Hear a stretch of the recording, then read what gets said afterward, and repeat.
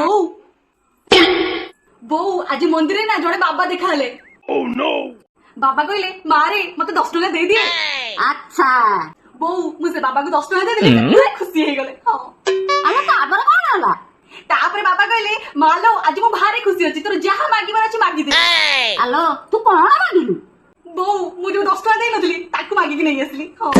Hello মুখ তো ততে ভাবুথালি আর বলি তুই তো ভারি চালাক আছু। হ্যাঁ शाबाश बेटा शाबाश बेटा। হ্যালো তুই যদি এতে চালাক মো প্রশ্নর ওটা উত্তর দিয়েনি দেখি। হ্যাঁ পচারা পচারা কো প্রশ্ন?